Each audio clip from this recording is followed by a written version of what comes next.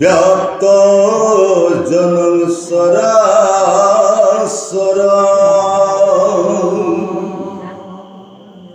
তৎপর দর্শিত যেন তস্মৈ শ্রী গুরুবে নমো নমঃ।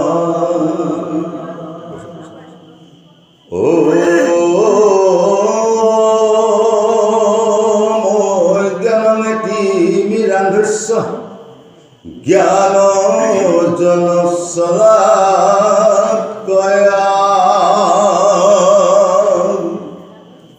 চক্ষুর উন্মিলিত যেন তস্মৈ শ্রী গুরুবে নমো নমঃ। গুরু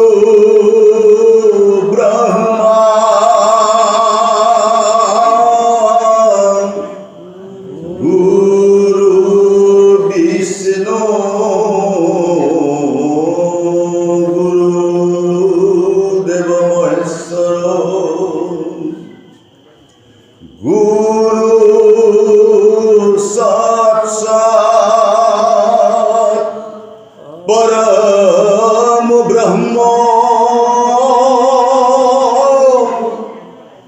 तस्मै श्री गुरुवे नमो नमः।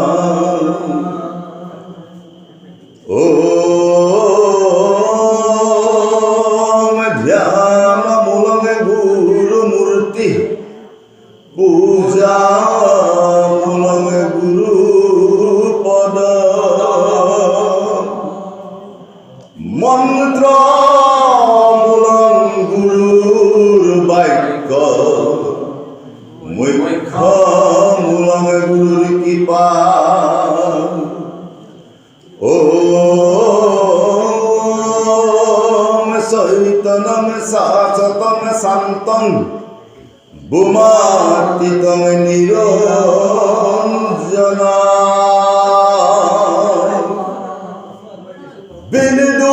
बिन्दुनादं कलातीतं तस्मै श्री गुरुवे नमो नमः।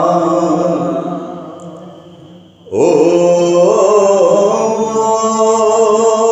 मुखं करोति वाचालं पंगुं लङ्घयते गिरिं यत्कृपातमहं वन्दे परमानन्दमाधवं माधवं माधवं। प्रथम द्वितीय स्कन्धे शरण दूतय तृतीय चतुर्थे जर हुए उदय नाभि देख पंचमेश स्तखेब स्थल भद्रमे अष्टमे कर कमल जुगल कण्ठ देखे नवमद होमे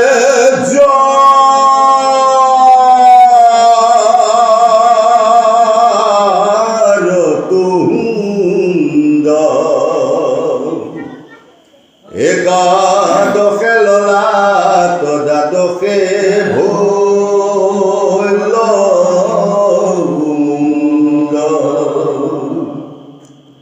হেন ভাগৱতৰ মুখ ৰতিম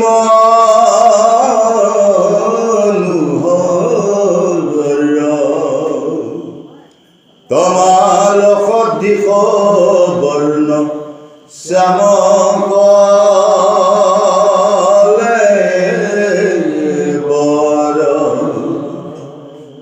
বন্ধু পৰম গুৰু হে শ্ৰী কৃষ্ণাই নমো নমঃ বন্ধু পরম গুরু হে শ্রীমন্ত্র শঙ্কর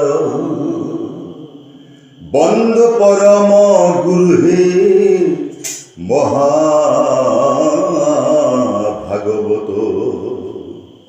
ওম নমো ভগবতে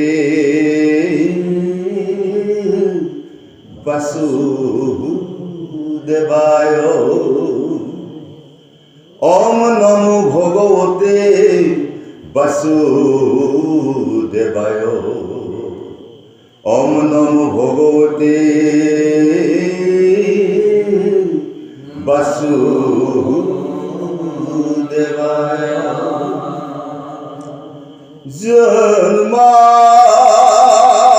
জন্মাদায় যত হনয়াদি তরতং সার্থস্য ভিজ্ঞসরাতং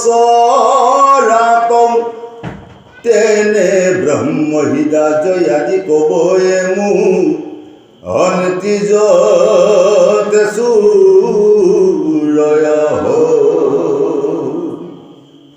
তেজু বারি মৃদাঙ্গে যথা বিনিময় যত ত্রিশর গুহ মিশা ধামনা সেন সদা নিরস্ত কুহকং চৈত্যং অপরং ধীমহি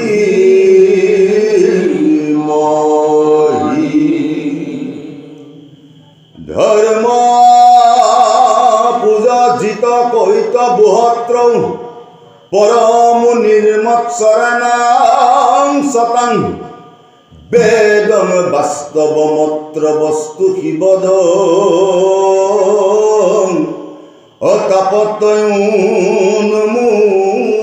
অতাপতয়ুন্মূলনামা শ্রীমদ ভাগবতে মহামুনি কীর্তে কিংবা পরৈরীশ্বর সদুহিদ্য বরুধাতে হত কীতি ভীর অসুসুভিৎস ঘনাত নিগম কল্পতর গলিতং ফলং সুগ মুখাদে মৃত দব সংযুতমং পিবত ভাগবতং রসমালয়ং মুহুরহু অরসিকা ভূবি ভাবুকা হরি রাম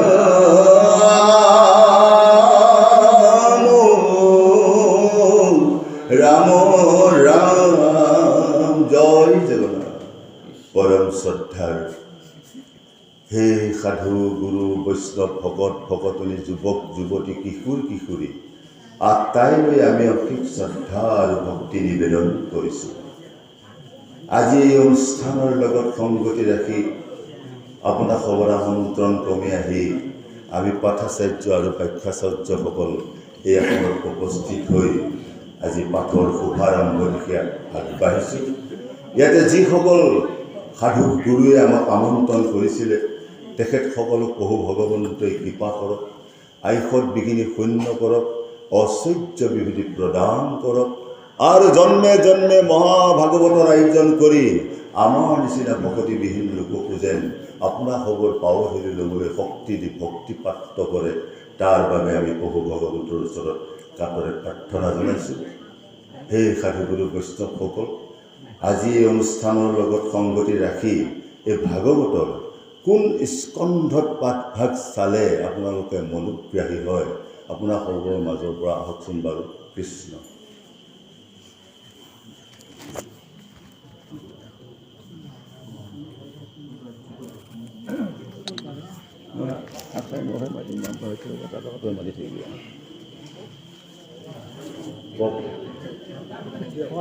গোবিন্দ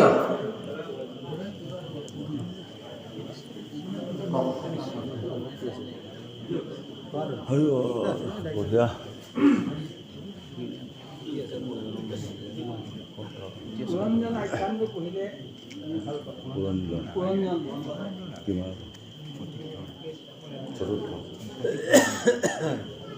পুৰঞ্জনটো প্ৰতীক ধৰ্মী, বেলেগ এটা লক্ষণ। ভক্তি পুৰঞ্জনটো প্ৰতীক ধৰ্মী, সপ্তম পুৰঞ্জনৰ এটা ভক্তি কাল্পনিক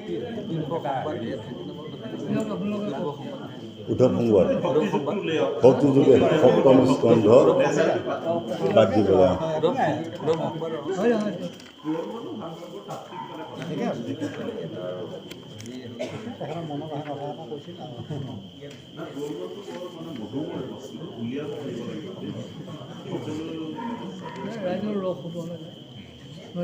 ভক্তি মাৰ্গৰ কিমান বিশ্বাস হ'ব? তৃতীয় স্কন্ধ ভক্তিযোগ ছবি।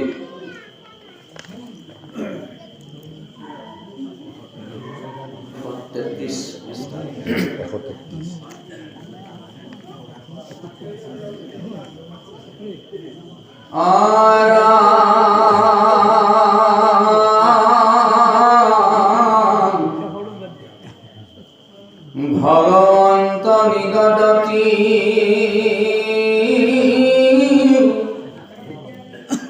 শুনাম দেৱহূতি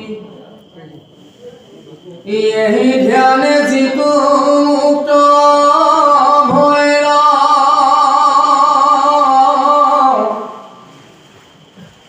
দেহা কোনে দেখেৱাৰ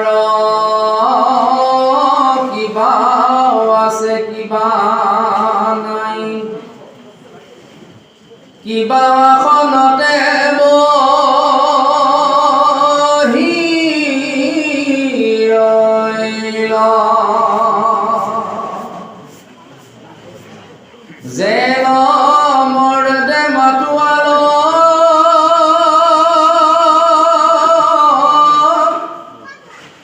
কতিৰ বস্ত পুখিতো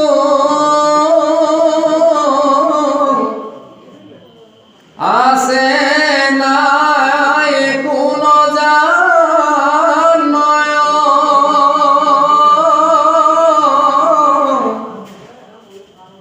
যাৱে পূৰ্ব কৰ্ম থাকে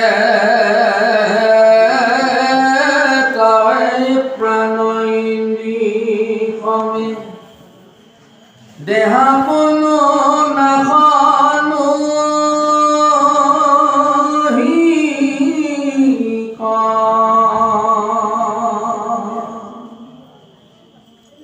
পাছে কৰ্ম নাশ হৈল ভৌতিক শৰীৰ পৰে দেৱে যোগী ব্ৰহ্মতমী লয় এৰাই সংসাৰ দুখ লভে ব্ৰহ্মানন্দ সুখ যেন জলে জল প্ৰবেশ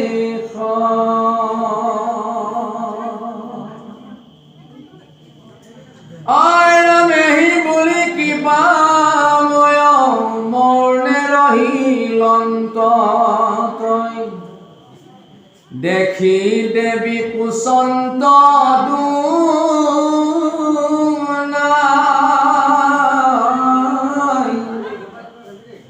আবে বাপ ভক্তি যুগ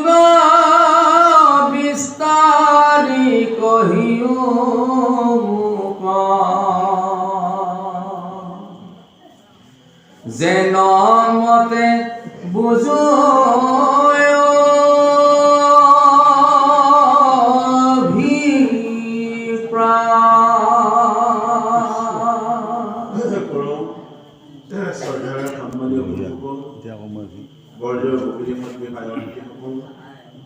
জয় জয়তে আপোনালোকৰ শ্ৰীচৰণত আমি কোটি কোটি প্ৰণাম নিবেদন জনাইছোঁ। মাতৃসকল ধেৰ চাপিছে নহয়, বৰ ভাল লাগিছে, কিন্তু বাহিৰা কথা নাপাতিলে আগতীয়াকৈ আমি এই কথাটো কৈছোঁ। মানে কালিৰ পৰা আপোনালোকে এতিয়া মহানাম হ'ব তাৰ কাৰণে ঈশ্বৰ আহি ক'ৰবাত ৰৈ থাকে, আৰু যিসকলে বেলেগ কথা পাতে তেতিয়াহ'লে অসুবিধা আমাৰো হয়, ভগৱন্ত প্ৰভুৰো হয়।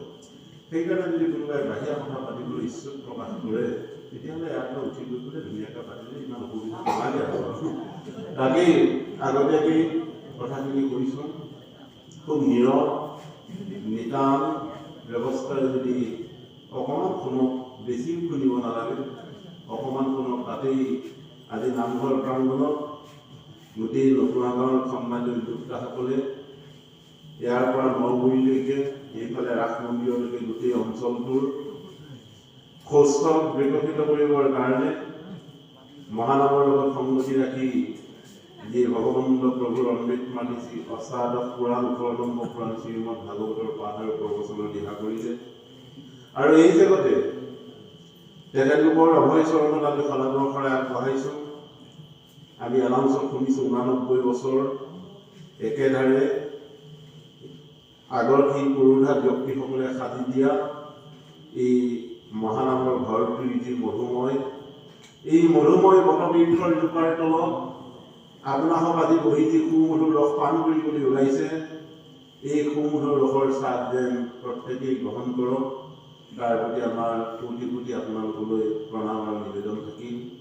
এই জেগাতে গুৰুজনৰ ঘোষাৰেটিয়ে আমি পাঠৰ পদ অনুসাৰে দুআষাৰ ক'ব লাগে, তাতে যদি ভুল হয় আপোনালোকে ক্ষমা কৰিব। শংকৰ মাধৱ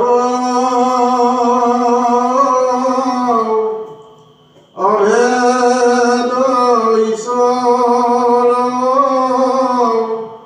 দুই পৰে গুৰু নাই, তাহাৰ নাম কীৰ্তন কৰিয়া কৃত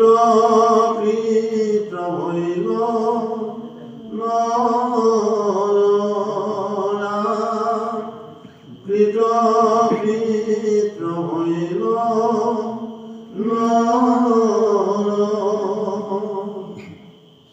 তাৰ কাৰণে শ্ৰদ্ধাৰ মাতৃসকল আৰু গুৰুসকল, আজি ভাগৱতৰ ২য় স্কন্ধ গীতাৰ দ্বাদশ অধ্যায় ভক্তি যুগ সম্বন্ধে ভক্তিৰ অধ্যায় এটা আছে, আৰু ভাগৱতত ভক্তি যুগ বুলি সিদ্ধান্ত মাত্ৰ ৩য় স্কন্ধৰ বাহিৰে ক'তো ভক্তি যুগ বুলি লিখি থোৱা নাই।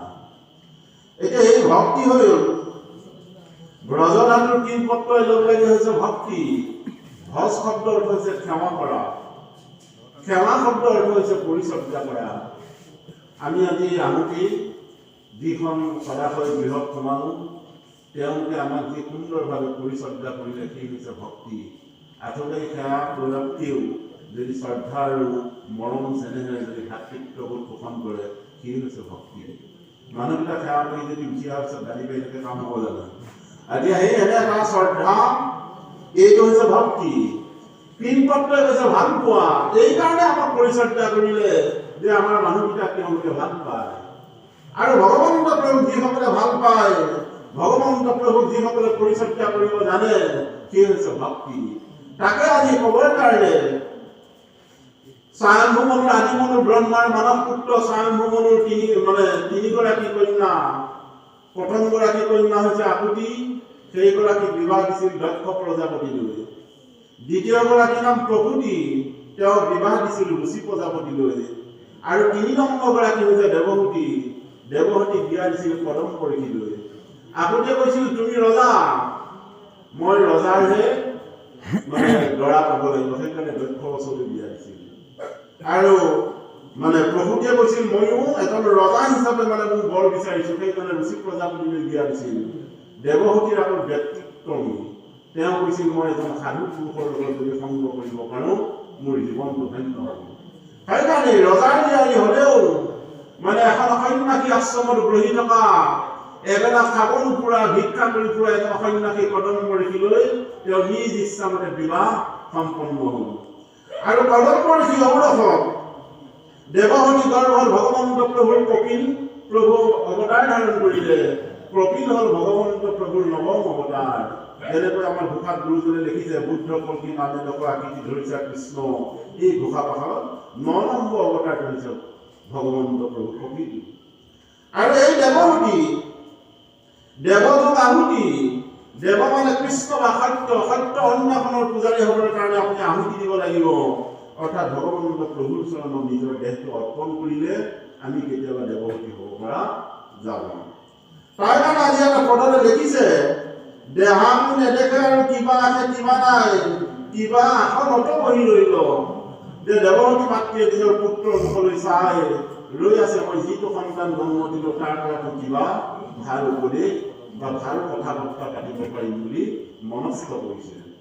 তেতিয়া ইয়াৰ পদত কৈছে দেৱ মধ্য মাতোৱাল কুটিৰ বস্তুটো সিটো আছে নাই একো নাজানয়। মধ্য আৰু মাতোৱাল আপোনালোকে খুৰাপাই মানুহখিনি দেখিছে। খুৰাপাই মানুহখিনি যেতিয়া বাটলৈকে আহি থাকে কেতিয়াবা ভৰি দুইখন ভৰি এখন হৈ যায়, তেওঁলোকৰ মানে চেডেলি ফেডেলি হয়। তাৰ কাৰণে ইয়াৰ পদত লিখিছে দেৱ মধ্য মাতোৱাল কুটিৰ বস্তুটো সিটো আছে নাই একো নাজানয়। যে খুৰাপাই মানুহজনে পৃথিৱীত আছে নে স্বৰ্গত আছে নে তেওঁ একোৱেই নাজানে। আছে নাই একো নাজানয়। যে পূৰ্ব কৰ্ম থাকে, যদি ভাল কৰ্ম কৰা হৈছে তেতিয়াহ'লে ইয়াৰ পদত কৈছে তাৰ প্ৰাণ ইন্দ্ৰিয় হবে। যে দেহৰ 11টা ইন্দ্ৰিয়ই ভগৱন্ত প্ৰভুৰ নাম ল'বৰ কাৰণে তেওঁ পাৰে, যিজনে পূৰ্ব কৰ্ম থাকে। মধ্য আৰু মাতোৱালজনে ঈশ্বৰৰ নাম ল'ব নোৱাৰে। দেহাটো নাহত আহিব, যেতিয়া দেহটো নাকো হৈ যায় তেতিয়াও তেওঁ সেই ঈশ্বৰ চিন্তা নকৰে। এতিয়া যে মধ্য কথাটো ওলালে বাহ্যিক অৰ্থহে পুৰা পাই। মধ্য শব্দ অৰ্থ হৈছে বিষয় লোক। যিসকল বিষয় লোক সেইসকলৰ ঈশ্বৰ চিন্তা প্ৰজ্ঞাধাৰী হিচাপে নহয়। প্ৰজ্ঞা মানে সাধনা। যে বিষয় লোকসকলে সাধনা কৰাৰ পূৰ্বত কেতিয়াবা কৃপণালী কৰে। তাকে ইয়াতে দেখিছে যে এয়াৰ সংসাৰৰ লোক লভে ব্ৰহ্মানন্দ সুখ, যেন জলে জলত প্ৰৱেশ হয়। ব্ৰহ্মপুত্ৰ নদীখন যেনেকৈ বংগোপসাগৰত পৰিছে সেইখিনি পানীয়ে তেওঁ নলওঁ বুলি কোৱা নাই। কৈছে মোৰ আত্মাই মোৰ স্ফুলিংগৰ পৰা যিসমূহ আত্মাৰ জন্ম হৈছিল এই আত্মাসমূহে যদি মোক ভক্তি কৰে তেতিয়াহ'লে এদিন মোৰ লগত মিলন হ'ব আৰু ব্ৰহ্মানন্দ সুখ লাভ কৰিব পাৰিব। এই কথাখিনি আমাৰ পথসমূহে সুন্দৰ সিদ্ধান্তই দেখুৱাইছে। ঐৰাম আৰু জীৱ সমস্তৰ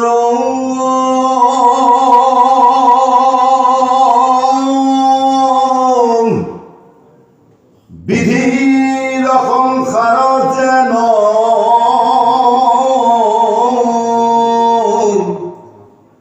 তাকো কৈ প্ৰপঞ্চী আমাত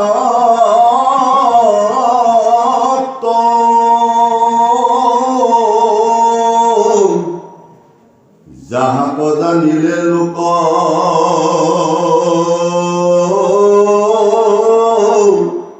সমস্ত পাপত হন্তে বিৰকতি হইবে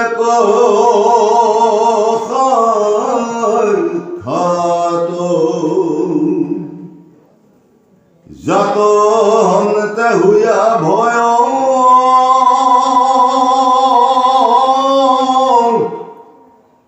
লোকে পুণ্য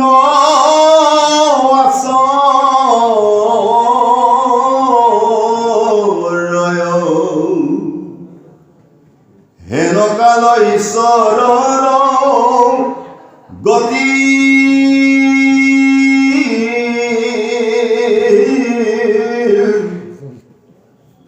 কহিউক বিভাগীয় যদি বাপ আছে দয়া শুনি মই থাকো সম্প্ৰতি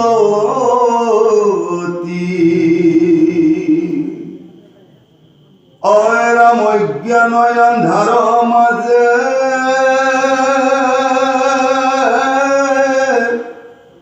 শয়ন কৰিয়াও আছে শান্ত হৈয়া জীৱ জগতৰ তা সম্বাক কৰি দয়া উদয় ভৈলা তুমি যুগপন্থ প্ৰকাশ ভাস্কৰ নাজানি মাতৃসকল আৰু সন্মানীয় গুৰুসকল ইয়াৰ পদত সুন্দৰ ব্যৱস্থাৰে কৈছে যে অজ্ঞান আন্ধাৰ মাজে জীৱ সমস্তৰ আজি পৰি আছে বুলি কৈছে। জীৱ পাঁচ প্ৰকাৰ, এক হৈছে বদ্ধ জীৱ, এক হৈছে মুক্ত জীৱ, এক হৈছে সূক্ষ্ম জীৱ আৰু এক হৈছে উত্তম জীৱ। জীৱৰ ভাগ বিভিন্ন প্ৰকাৰে লিখিছে আৰু এই জীৱসমূহে যেনেকৈ ভগৱন্ত প্ৰভুৰ শুনিবৰ কাৰণে কোনোবাই জিজ্ঞাসুভাৱে শুনিছে, জানিবৰ কাৰণে কোনোবাই ভগৱন্ত প্ৰভুৰ কথা শুনি শুনি আত্মৰোগাদিগ্ৰস্ত ভক্ত হৈছে, কোনোবা জ্ঞানী ভক্ত হৈছে আৰু কোনোবা উত্তম ভক্ত হৈছে। গোটেইকেইজনৰ তাতেই ভক্ত শব্দটো ব্যৱহাৰ হৈছে। এতিয়া এইগৰাকী দেৱভূতি মাতৃয়ে এনে সাধনা কৰিলে যি সাধনাৰ অন্তত যেতিয়া কদম্ব ঋষিৰ ওচৰত বিমান বিহাৰৰ কথাখিনি আছে, কেতিয়াবা আপোনালোকে শুনিব। কদম্ব ঋষিয়ে মাতৃ দেৱহূতিক কৈছিল, দেৱহূতিয়ে যেতিয়া সৃষ্টি ৰাজ্যৰ কথা কদম্ব ঋষিক কৈছিল, তেতিয়া কদম্ব ঋষিয়ে কৈছিল দেৱহূতিক, তুমি ৰজাৰ ঘৰৰ জীয়াৰী, ৰজাৰ ঘৰৰ আহাৰ বিহাৰবিলাক অলপ উগ্ৰ হয়, সেইকাৰণে এই উগ্ৰ আহাৰৰ উগ্ৰ তেজত মই কেতিয়াও সৃষ্টি ৰাজ্যত প্ৰৱেশ নকৰো। তেতিয়া দেৱহূতি মাতৃক কৈছিল যে তুমি 10,000 বছৰ তপস্যা কৰিব লাগিব। এই 10,000 বছৰ তপস্যা মানে আমাৰ দেহৰ 10টা ইন্দ্ৰিয় তপস্যা শব্দৰ ক্ষেত্ৰত মানে কষ্ট স্বীকাৰ কৰা। চাৰ শব্দৰ অৰ্থ হৈছে নীতি, যে 10টা ইন্দ্ৰিয় তুমি এনে নীতি লৈ যোৱা যি নীতিসমূহ ভগৱন্ত প্ৰভুৰ লগত সংমিশ্ৰণ থাকিব আৰু সেইদিনাখনে মই তোমাৰ সৃষ্টি ৰাজ্যত প্ৰৱেশ কৰিম। আৰু সেই সৃষ্টি ৰাজ্যত প্ৰৱেশ কৰি কদম্ব ঋষিৰ অৱলম্বনে দেৱহূতি মাতৃ গৰ্ভত ভগৱন্ত কপিলৰ জন্ম হ'ল। আমাৰ ডাঙৰ ডাঙৰ চুবুৰীৰ পৰা আমাৰ বলসা গুৰিলৈকে আজিলৈকে ডিচি এজন জন্ম দিব পৰা মাতৃ কিমান এটা ডিচি নাই। আমাৰ জাতিটো এজন ডিচি পাবলৈ নাই, আমাৰ জাতিটো ভাল উকিল এটা পাবলৈ নাই, আমাৰ জাতিটো সুপ্ৰিম কোৰ্টত ভাল জজ এটা নাই। যিটো জাতিৰ ৰাজ দৰবাৰ ল'ৰাখিনি নাই, ছোৱালীখিনি নাই, সেই জাতিটোৰ কথা চৰকাৰৰ আগত কোনে ক'ব বাৰু? সেইকাৰণে আপোনালোকক হাত কৰি কৰিছো যে আমি গ'লোৱে, আমি পাৰ হৈ গ'লো উঠি অহা প্ৰজন্মসমূহক পাৰিলে কিতাপৰ শিক্ষাই শিক্ষিত হওক, তাত আমাৰ ক'বলগীয়া নাই। সেই শিক্ষাৰ লগত যদি বাস্তৱ জ্ঞান জড়িত হৈ নাথাকে তেতিয়াবা সেই শিক্ষাই পথভ্ৰষ্ট হৈ যায়। সেইকাৰণে বাস্তৱ জ্ঞান আৰু কিতাপৰ শিক্ষাই শিক্ষিত হৈ সমাজৰ যেন উজ্জ্বল ৰত্ন আপোনালোকৰ বোৱাৰীসকলে যেন জন্ম দিব পাৰে, তেতিয়াহে মোৰ জাতিটোৰ এক উজ্জ্বল ভৱিষ্যতৰ ৰেখা আগুৱাই যাবগৈ। সেইকাৰণে আজি দেৱহূতি মাতৃৰ যি ভক্তিত মানে পবিত্ৰ প্ৰভুৰ জন্ম হ'ল, তেনেকৈ যদি আমি কেতিয়াবা এনে প্ৰকাৰে ভক্তি কৰা যায় তেতিয়াহ'লে আমাৰ ল'ৰা ছোৱালীসমূহে সামাজিক জ্ঞান অধ্যয়ন কৰাৰ উপৰিও যিজন আপোনালোকক এইটো কোৱা নাই ডাঙৰ মানুহৰ জন্ম দিবৰ কাৰণে, ডাঙৰ মানুহ আমাক নালাগে, আমাক ভাল মানুহৰ জন্ম হোৱাৰ কামনা কৰিছো। আগে ভাল মানুহৰ জন্ম দিয়াৰ ব্যৱস্থা কৰক, তেতিয়া ডাঙৰ মানুহলৈ তেওঁ ৰূপান্তৰ ঘটিব। আমাৰ মাক দেউতাকসকলে এতিয়া ডাঙৰ মানুহ জন্ম দিয়াৰ কাৰণতে বহু পিতৃ মাতৃ বৃদ্ধাশ্ৰমত গৈ থাকিব লগা হৈছে, ঘৰতে কান্দি কান্দি আহাৰ গ্ৰহণ কৰি থাকিব লগা হৈছে পুত্ৰ। আৰু আজিকালিতো যুৱ সমাজত ভাগৱত দেখাই পোৱা নাযায়। যদি তিনিদিনীয়া ভাগৱত হয় তাতো আহি যুৱ সমাজৰ মানে ব্যৱস্থাপনা নাই। ইয়াতে নহয়, গোটেই আমাৰ হেৰালৈকে যুৱ সমাজৰ যি উশৃংখল ব্যৱস্থা দিয়া খাবলৈ যাব নোৱাৰো। তিনিআলিত গৈ যিটো শিখৰৰ পেক যে জোকাৰি থাকে আপোনাৰ বাহিৰৰ পৰা আপুনি বেয়া নাপাব আকৌ কোনোবা যদি মাক দেউতাক আছে আপোনালোকৰ সন্তানবিলাকক অত্যন্ত ভাৱেৰে মৰিগাঁৱৰ পৰা ৰসগোল্লা 10টা কিনি অনাত কিয় সন্তানটোক এখন কিতাপ কিনি আনি দিয়ক এনে ব্যৱস্থাৰে যদি কয় মোৰ সমাজখন জ্ঞানী সমাজৰ এক উজ্জ্বল ৰেখা আগুৱাই যাব তাতে ইয়াৰ পদত কৈছে অজ্ঞান নাৰ মাজে শয়ন কৰি আছে শান্ত হৈয়া জীৱ জগতৰ যে জীৱ সমস্তৰ অজ্ঞান নাৰত সদায় মানে ভীতিগ্ৰস্ত হৈ আছে ইয়াৰ পৰা পৰিত্ৰাণ পোৱাৰ একমাত্ৰ উপায় যে ঈশ্বৰ আৰু সাধুগুৰু বৈষ্ণৱৰ চৰণত ভক্তি নিহিতভাৱে কৰিব লাগিব আৰ আমি এটাকে জানিলু মই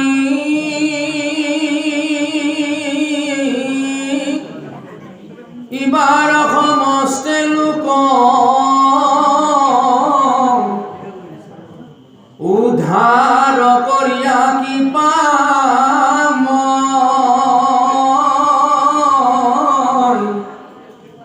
হরি মোর মহাধন্য আছে অসংখ্যাত পুণ্য হেন প্রভু ভৈলা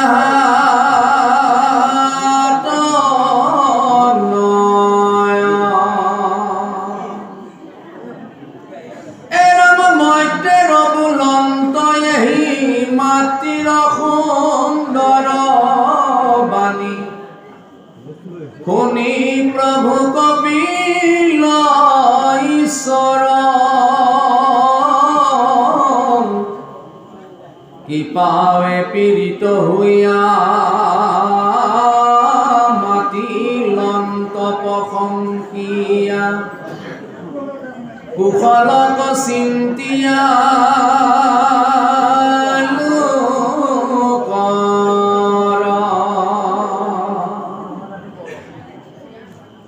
ভগবন্ত নিগদতি ধন্য ধন্য মহামতি মনুৰ নন্দিনী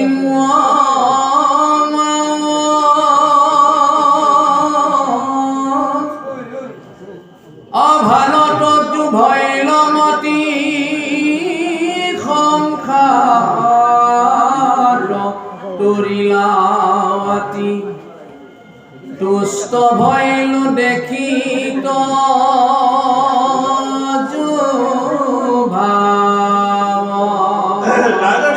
মাতৃসকল আৰু গুৰুসকল আমাৰ পদত বিশ্লেষণ কৰিছে যে হৰিবোৰ মহাধন্য কপিল প্ৰভে মাতৃ দেৱহতীক কৈছে হে মাতৃ তুমি মোৰ কাৰণে তুমি কি কৰিলা যে কৃপাই পীড়িত হৈয়া মাতিলন্ত প্ৰশংসিয়া কুশল চিন্তিয়া লোকৰ যে তোমাৰ যি বোধগম্য ভাৱ যি নীতি আৰু যি নিৰ্দেশনা যি নৈতিকতাৰ জ্ঞানৰ ভৰপূৰ পৰিপক্ক জ্ঞানৰ কাৰণে মই তোমাক প্ৰশংসা কৰিছোঁ তোমাৰ পুত্ৰ বুলি এইকাৰণে প্ৰশংসা কৰিছোঁ কুশল চিন্তিয়া লোকৰ যে অন্য লোকৰ কি কৰিছা চিন্তা কৰিছা ভাল চিন্তা কৰিছা সেইকাৰণে কাঠিয়ালৰ মানুহবোৰৰ প্ৰতি যদি আপোনালোকৰ মাত বোল নাই অঞ্চলৰ মানুহৰ লগত যদি ভাল ব্যৱস্থাপনা নাই তেতিয়াহ'লে আপুনি সফল ব্যক্তি কিন্তু মহান হ'ব নোৱাৰিব আমাৰ ঘৰ টকা পইচা ঘৰ গাড়ী বিভিন্ন প্ৰকাৰে একাউণ্টতো হাজাৰ হাজাৰ টকা বিস্তাৰিতভাৱে সোমাই আছে আমি সফল ব্যক্তি কিন্তু মহান হ'বলৈ জানা আজিও নাই সেইকাৰণে দেৱৰতী মাতৃয়ে কৈছে যে লোকবিলাকৰ কেনেকৈ মানে মোহগ্ৰস্ত আঁতৰি যাব এই কথাখিনিহে কোৱা মই যে দৌৰি যাবৰ কাৰণে মই তোমাক শুনা নাই জীৱ সমস্ত যাতে তোমাৰ কাৰ্যৰে কৃপা লাভ হয় তাকে ইয়াত যে ভাগৱত ভৈলামতী সংসাৰ তৰিলা আমি পুষ্ট ভৈলো দেখিত ভাৱ কপিল প্ৰভুৱে মাতৃ দেৱহতীক কৈছে তোমাৰ সেই তুজুভাৱটো দেখি মই অতিকে সন্তুষ্টিত লাভ কৰিছো তাৰ কাৰণে মাতৃসকলৰে গুৰুসকল মই জীৱনত কৰিছো কি এইটো চিন্তা কৰাতকৈও অন্যজনক যদি সদায় সদুপদেশ গ্ৰহণ কৰাৰ ব্যৱস্থা কৰে আপুনি কেতিয়াবা মহান দিশলৈ পৰ্যবেক্ষিত হৈ পৰিব। যদিহে আমাক হিংসা কৰাৰ প্ৰৰোচনা ৰোগৰ ভিতৰত কৰি ৰাখিছে দেখিব আপুনি যিখন অৰণ্যৰ মাজত আছে ভাগ্য ল'ৰা ছোৱালী সিহঁতে এদিন আপোনাৰ জীৱনলৈ দুখ আনিব। তাই মানে ভগৱানে কৈছে ভগৱানক দেখিলে যিটো নকৰে হৰি সিটো পাতি মোক দেখিলে কৰিবে কি ভগৱানক দেখিলে কোনোদিন সেৱা পূজা কৰাৰ তেওঁ অভ্যাস নাই। সেইদৰে মোক মণিপুৰৰ ভিতৰত দেখিলেও কোনোদিন সেৱা পূজা নকৰিব নোৱাৰে। সেইকাৰণে আজি কোনে কৈ আছে সৰু ল'ৰা এটাৰ নিজৰ মাকক কৈ আছে হে মা তুমি ইমান সুন্দৰকৈ কথাখিনি কৈছা আমাৰ মংগলৰ চিন্তা কৰিছা কিন্তু তোমাৰ মংগলৰ চিন্তা কৰা নাই।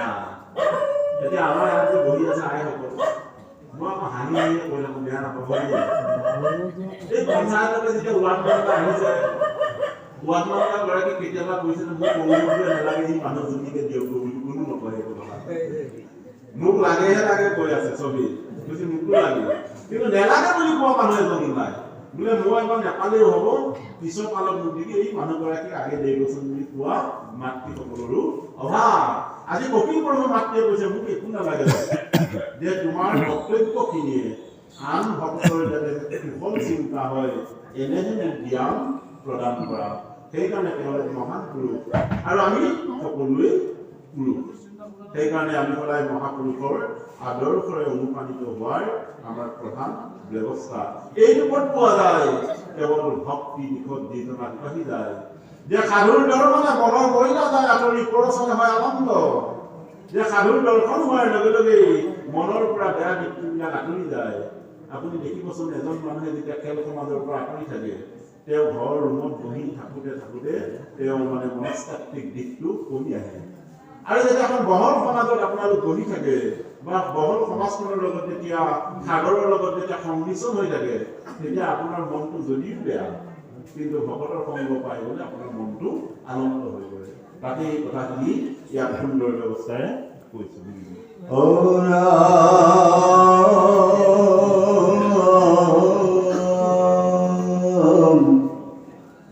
শুনিও ভাবিনি আবে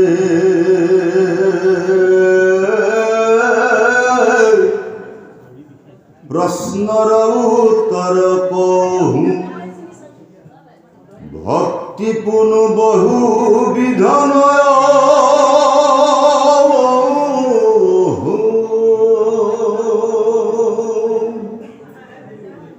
কিন্তু পুরুষর ফল সংকল্পর অনুসারে ভক্তি নানা মতে ভেদ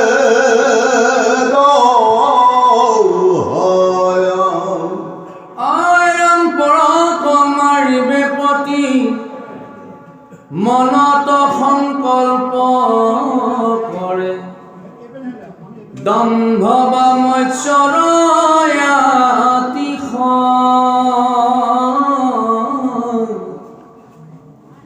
এহি মতে ভক্তি মুত কৰিলে তামস হয় ক্ৰোধ ভেদ তিনিতে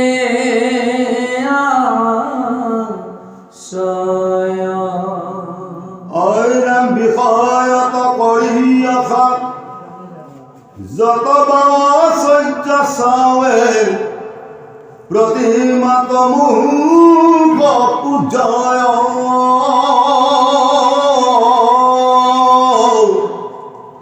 তিনি উপকাৰ ইটো ৰাজস ভকতি মাত্ৰ তজু আগে কহিলো নিশ্চয় আয়ৰম পাপ মোৰ হকনাশ ভগৱন্ত হক প্ৰীতি নহি অৱশ্যকে বিধি মানি ইতিনি প্ৰকাৰ ভক্তি কৰিলে সাত্বিক বুলি অনিষ্ঠে মই কহিলো বখানি। তাৰ কাৰণে মাতৃসকল, সন্মানীয় গুৰুসকল, আমাৰ ঘৰৰ পূজাৰীগৰাকী কোন বাৰু? আপোনালোক মাতৃসকল, আমাৰ ঘৰ মন্দিৰটো পূজাৰী। আমাৰ নামঘৰ এজন পূজাৰী থাকে নহয়, তেওঁ নামঘৰটো প্ৰথমতে আহি খাৰি লয়, তাৰ পৰা বন্তি লগাই মুছে। তদ্ৰুপ আমাৰ ঘৰখনৰ পূজাৰীগৰাকী নাৰীগৰাকী, এই নাৰীগৰাকী যদি জীৱনত শুদ্ধ আৰু সততা নাহে, তেতিয়াহ'লে পবিত্ৰতা সেইখন ঘৰত কোনোদিনেই নাথাকিব। নাৰীগৰাকীৰ চৰিত্ৰ হ'ব লাগিব শুদ্ধ, নাৰীগৰাকী হ'ব লাগিব পবিত্ৰতা।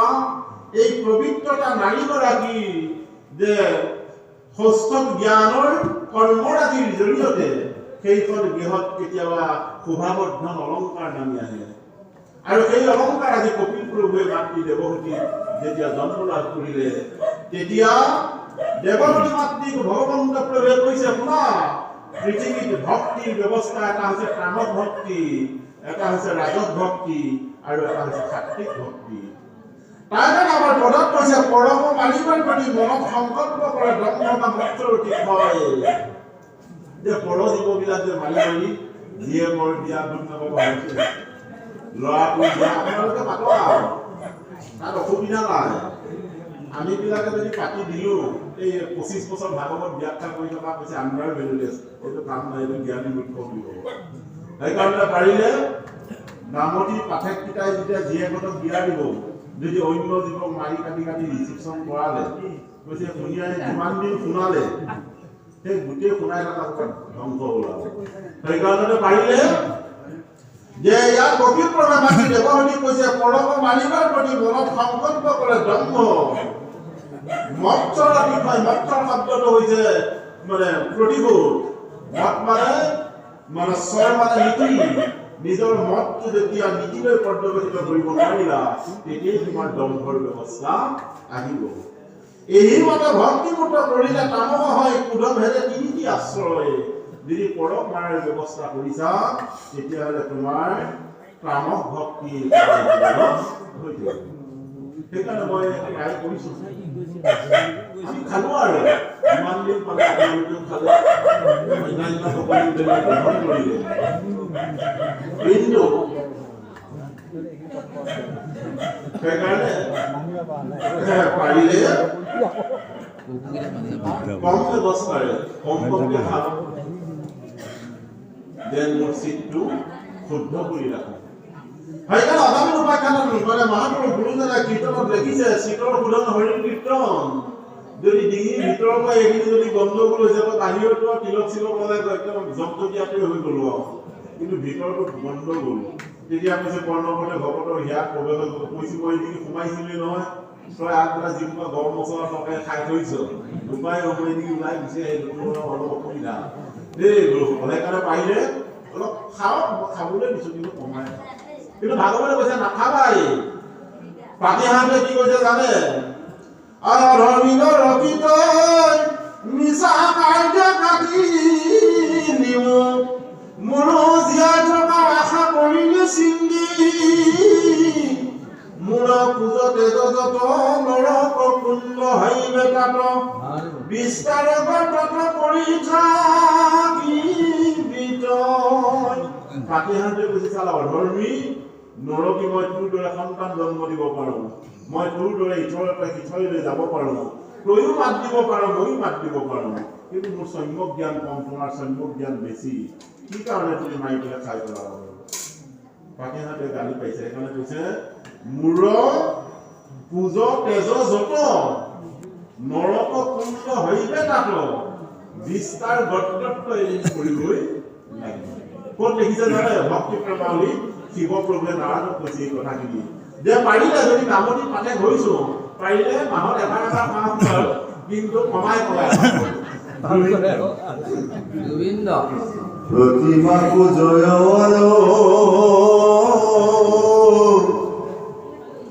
ভেদ ভাৱ দৰিখন, তিনি দুখ মানয়ক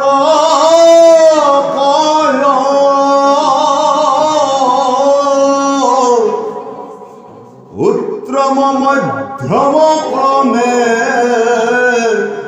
তামসাদি ভক্তি মাজে তিনি তিনি মতে ভেদ হয় একো বিধি নব নব প্ৰকাৰে হৈ আছে ভেদ তাক বুজি বাহাদিয়া মতি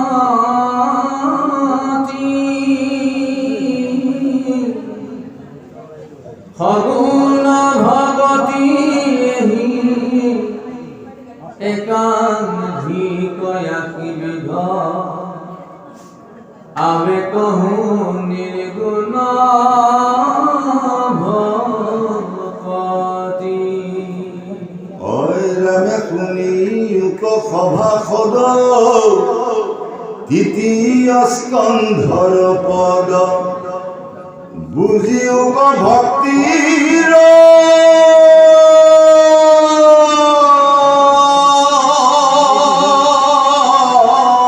নিৰ্ণয় সগুণ ভকতি যত কৰি তাংক পৰিহাৰ নির্গুণক করি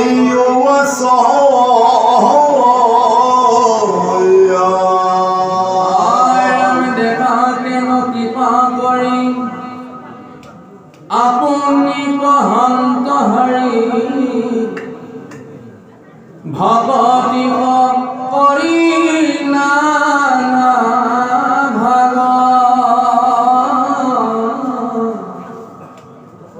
এতেকে নির্গুণ ভক্তি ধরি কবিহ করি আর প্রেমেশ্বরক পাইবারা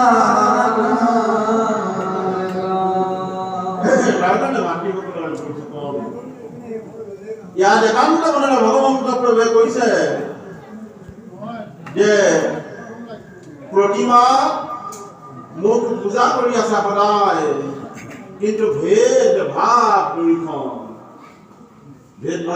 মানে তাত মাত বোল নিদো মই তাত ইমান শ্ৰদ্ধা কিন্তু গাঁৱৰ ককাই ভাইবিলাকক বাটত দেখিলে এবাৰো নেমাতা সেইকাৰণে আমাৰ গুৰুজনাই কৈছে তীৰ্থ বুলি কৰা জগত শুদ্ধি প্ৰতিমাত দেখা দেৱতা বুদ্ধি বৈষ্ণৱতো নাই ইখমমতি গৰুটো অধম কৃষ্ণ গৰতি গৰতি মানে কোৱা ভগৱন্ত প্ৰভুৱে কৈছে সেইটো গৰুটো অধম মুখে বজি থাকে কিন্তু ভগৱতক সি কোনদিন সেৱা পূজা নকৰে প্ৰায় আজি ভক্তিপ্ৰভে মাতৃ দেৱহতীক কৈছে প্ৰতিমা মোক ভজিছে কিন্তু ভক্তজনৰ প্ৰতি তাৰ ভেদ ভাৱ দৰ্শন এনে যদি ভেদ ভাৱ দৰ্শন হয় তেতিয়াহ'লে কি সগুণ ভক্তি প্ৰায় মাতৃ দেৱহতীয়ে সুধা কপিলপ্ৰভুৱে কৈছে যে সগুণ ভক্তিগত পৰিতাংক পৰিহাৰ নিৰ্গুণক কৰিও আশ্ৰয় গীতা ভগৱন্ত প্ৰভুৱে কৈছে মই নিৰ্গুণ সপ্তম অধ্যায় মোৰ নামো নিৰ্গুণ মই নিৰম মোৰ নামো নিৰম তেতিয়া কৈছে গুৰুজনাই ঘোষাত লিখিছে যে তদুগুণ নাম হৰি কেৱলে নিগুণ মাত্ৰ আৰু সমস্ত গুণময় যে মই কেৱল নিৰ্গুণ নৰ মাজত দিয়াই আছো কিন্তু যেতিয়া ভক্তজনে গুণ কাৰ্য কৰে মই দৌৰা দৌৰিকে তালে দৌৰা ধৰ ধাপলিকে গুচি আহোঁ সেইকাৰণে ঘোষাত গুৰুজনা লিখিছে নাহং কৃষ্ণামি বৰকুণ্ঠে জুলিনাম হৃদয় নেছ মদ ভক্তা যত গায়ন্তি কৃষ্ণামি নাৰদ হে নাৰদ কৃষ্ণামি মানে ক্ষেত্ৰ যি ক্ষেত্ৰত মোৰ ভক্তজনে মোৰ নাম লয় মই ব্ৰকুণ্ঠত নাথাকো যোগীৰ হৃদয়ত নাথাকো মই গুণকাৰ্যত আহি সুন্দৰভাৱে উপস্থিত হৈ থাকো আৰু তাৰ পৰা যিজনে সূক্ষ্মভাৱে শৰীৰত গ্ৰহণ কৰিলে সেইজন মোৰ শ্ৰদ্ধাৰ প্ৰাপ্ত ভক্ত তাৰ কাৰণে কৈছে প্ৰতিমাত বিশ্বাস কৰা আৰু দৃঢ় বিশ্বাস কৰা ভকত যে ভকত মোৰ অত্যন্ত প্ৰিয় হৃদয় স্বৰূপ তাৰ কাৰণে একাদশ স্কন্ধ উদ্ধৱৰ আগত ভগৱন্ত প্ৰভুৱে কৈছে তীৰ্থ আদি কৰি ভকতকে বৰ ভকতক ভজিলে গুচে কৰ্মজৰ কৈছে পাৰিলে সাধুগুৰু বৈষ্ণৱক দেখিলে কেতিয়াবা নমস্কাৰ এটা কৰিবা। সেইকাৰণে দেখিবচোন আপোনালোকৰ বৰ্তমান লক্ষ্য কৰিব, কাৰোবাৰ ঘৰত নানাখিনি মানুহ গৈ থাকে, এনেই যায় মানুহ ঘৰলে, কাৰোবাৰ টাইলছ লগাই গটগটীয়া কৰি থৈছে, মাত্ৰ হিঁচৰি গোৱা দিনাখনহে গাঁৱৰ মানুহখিনি তেওঁৰ ঘৰত গৈ পেলাই পাইছে, আৰু বাকী দিনত কোনো নোসোমায়। মানে ইমানে বেয়া পায় তেওঁ, মানে তেওঁক বেয়া পোৱাৰ কাৰণটো হৈছে তেওঁ মানুহখিনিক বেয়া পায়।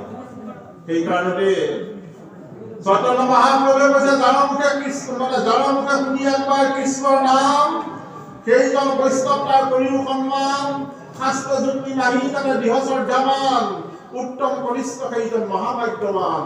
তেওঁ একো নাজানে, শাস্ত্ৰজ্ঞ নহয়, তেওঁ নাম যজ্ঞ কথা নাজানে, কিন্তু এটা কথা জানে, বাটত মানুহক দেখিলে কৃষ্ণ বুলি ক'বলৈ জানে। কৈছে সেইজন বৈষ্ণৱ, তেওঁক যদি সেৱা কৰা তেতিয়াহ'লে প্ৰতিমাক সেৱা কৰি যি ফল পাইছা, মোক সেৱা কৰি সেই এই ভক্তজনক সেৱা কৰি সেই একেই ফল পাইছা। যদি তাক সেৱা কৰি ভেদ ভাৱ নাই কাৰোৰ প্ৰতি, কৈছে সেইটো নিৰ্গুণ ভক্তি। যদি ভেদ হৈছে তেতিয়াহ'লে সেইটো সগুণ ভক্তি। এতিয়া কৈছে মই নিৰ্গুণতহে আছো। বাৰু মাতৃসকল, পৰীক্ষিতে যেতিয়া ভাগৱত অধ্যয়ন কৰিছিল তাত লাল চাহৰ ব্যৱস্থা নাই, ভোজ ভাতৰ ব্যৱস্থা নাই, নৌকা আৰম্ভ কৰাত। আজি আকৌ আপোনালোকৰ এনে প্ৰণালী সুযোগ মিলিছে, গামন মানে কমিটিখনে লাল চাহৰ ব্যৱস্থা কৰিছে। লাল চাহ একাপ খাই লৈ আপোনালোকে ইমান শ্ৰদ্ধাৰে শুনক যে মৃত্যুৰ সময়ত যেন মুখেদি কৃষ্ণ নাম বাঢ়ি ৰৈ যায়।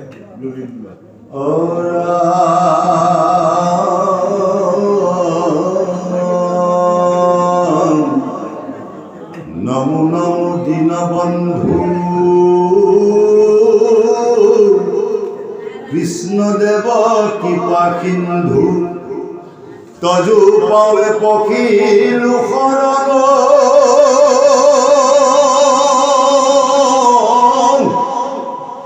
গুণময় ভক্তিশয় স্বপ্ন তুম হৌক মূৰ, এহি মানে কৰো প্রার্থনা। কিন্তু তজু পদে নতি একান্ত প্রেম রতি, রৌক মূরণ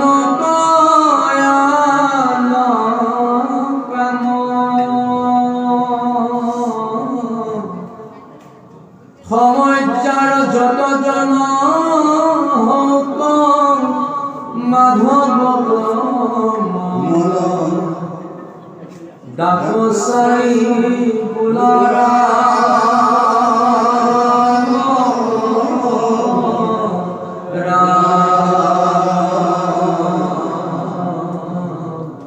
কৃষ্ণ হরি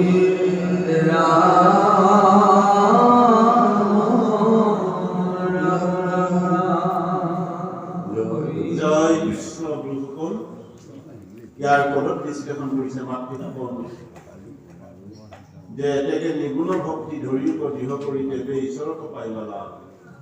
যে যি ধৰা হয় দেখিছে পাহাৰৰ শিল ঘঁহোতে ঘঁহোতে কৈ যায়, যদি আমি সদায় নিজে অধ্যয়ন কৰোঁ, আবেগৰ বশৱৰ্তী হৈ জীৱনত যিমানবিলাক কৰ্ম কৰিলো সেইবিলাক হৈছে প্ৰগুণ ভক্তি। আৰু নিজৰ বিবেকৰ জৰিয়তে যে হৃদয় মন্দিৰত কৃষ্ণক যে চিন্তা কৰিছো সেইটো হৈছে নিৰ্গুণ ভক্তি। এটা হৈছে আবেগ আৰু এটা হৈছে বিবেক। সেইকাৰণে জীৱনত যি কাম কৰা যায় সদায় বিবেকৰ জৰিয়তে হৃদয় মন্দিৰত আত্মক চিনি পালে অন্য এটা আত্মাৰ ভিতৰতো যে আছেগৈ সেইটো চিন্তা কৰা হয়। আমি যে আপোনাক ক্ষমা কৰিছো, আপুনি আমাক ক্ষমা কৰিছে, ইয়াৰ কথাখিনি কি বাৰু? মানুহটোক ক্ষমা কৰা নাই, কৈছে আত্মাই আত্মাক যেতিয়া প্ৰণাম কৰা যায় তেতিয়া হৃদয়ত থকা পৰমাত্মা সন্তুলিত হৈ যায়। সেইকাৰণে কৈছে প্ৰতিমাত যিটো বিশ্বাস কৰি সেৱা কৰিছা, এই বিশ্বাসটো যদি মানুহজনৰ প্ৰতি কৰিলাহেঁতেন, তাৰ ভিতৰত মই পৰমাত্মা ৰূপে সোমাই আছো আৰু তোমাৰ হৃদয়ত মই পৰমাত্মা ৰূপে সোমাই আছো। আমাৰ ফালে নামতিজনে মেধিজনে কাজিয়া লাগিল, এই শৰাই পাত এখনৰ দুইটা ছমাহমান মাতবোল নাই। এনেকে মানে এই আহাৰমহীয়া আপোনাৰ মানে কঠীয়াবিলাক নিব লাগে নহয়, নামনি প্ৰভু সেইদিকে কঠীয়া মাৰাখন লৈ যাওঁতে পাঠক প্ৰভুৱে কৈছে ইয়াক আজি মাতিবহে লাগিব, একেটাই আলি হৈ গ'ল, কেওফালে ৰুই দিলে। তাৰ মনত কুবুদ্ধি খেলিলে, বা মই অকণমান আগুৱাই পেলাই সিটো আলি দিকে যাম লৈ যাম। কিন্তু সিঘৰ মানুহে যে কোৰ দি পেলাই আলিটো যে সৰু কৰি দিছে তেওঁ নাজানে। পাঠক প্ৰভুকৈ এটা ঠক ঠেক এটা খাই কৰি গ'ল। তেতিয়া ঈশ্বৰে কৈছে পাইছ বোপা, ইমান ধুনীয়া ধুনীয়া পাঠ পঢ়িব, অন্তৰডাল ইমান বেয়া নে বাৰু? এণ্ডস্কোপিও গম নাপাব ভিতৰত কিমান বেয়া হৈ আছে। সেইকাৰণে পাৰিলে চৈতন্য মহাপ্ৰভুৱে কৈছে বাহিৰে ভিতৰত সমান ৰাছ ভাই মানুহ যদি হৈকে চাৰ বাহিৰতে চেৰেক কাপোৰলৈ বগা কৰিলা, পাৰিলে ভিতৰতো বগা কৰিলা, তেতিয়াহ'লে কোনো শত্ৰু নাই তোমাৰ। আমাৰ মহাপুৰুষ গুৰুজনাই শংকৰ গুৰুজনাই কৈছে বাহিৰে ভিতৰে হৈয়া একে কায়া। কৈছে বাহিৰটো ভিতৰটো যদি এটা কাই মানে কৰি একেটাই হয়, তুমি গুৱাহাটীৰ পৰা যদি শিৱসাগৰলৈ যোৱা তোমাৰ কোনো শত্ৰু নাই। সেইকাৰণে পাৰিলে কৈছে এনে কৰ্ম কৰিলে সেইটো হৈছে নিৰ্গুণ ভক্তি। তাকে কৈছে গুণময় ভক্তি ছয় স্বপ্নটো নহওক মোৰ, এই কৰো প্ৰাৰ্থনা প্ৰভুৱে কৈছে যে মই গুণময় ভক্তি মই ভাল পাওঁ, গুণময় ভক্তি ভাল পাওঁ, কিন্তু মই আটাইতকৈ ভাল নাপাওঁ। আমাৰ ভাল পোৱা দুটা ব্যৱস্থা, এটা হৈছে আপুনি কেতিয়াবা চাইকেল লৈ পেলাই যাবচোন বাৰু ক'বলৈ, আৰু এজন আহি আছে নহয়, যিজনে আপোনাক ভাল পায় সেইজনে এনেকৈ মাথাটো টানি দিব, সি মাতবোৰ একো নকয় আৰু ইজনে এনেকৈ মাথাটো টানি দিব, যোৱা মানে দুইটা গুচি গ'ল। যিটো অলপ বেছি ভাল পায় সি ক'ব এই প্ৰকাৰে ক'কে আহিল, তেওঁ মাত এটা দিব।